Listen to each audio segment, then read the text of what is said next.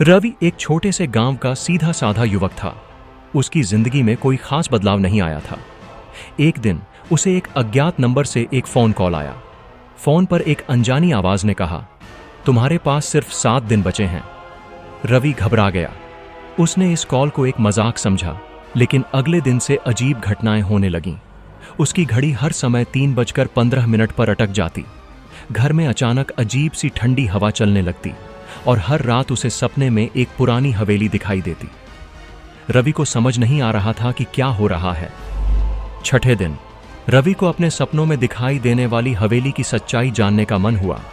वह गांव के बुजुर्गों से इस हवेली के बारे में पूछने गया। एक बुजुर्ग ने उसे बताया कि यह हवेली पिछले 50 सालों से बंद है और वहां कोई नहीं जाता। वहां जाने वाला कभी वापस नहीं आया।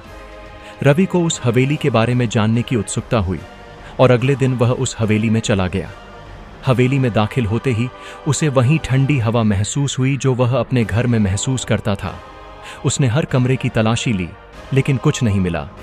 अंत में वह हवेली के एक पुराने कमरे में पहुंचा, जहां एक पुरानी तस्वीर थी।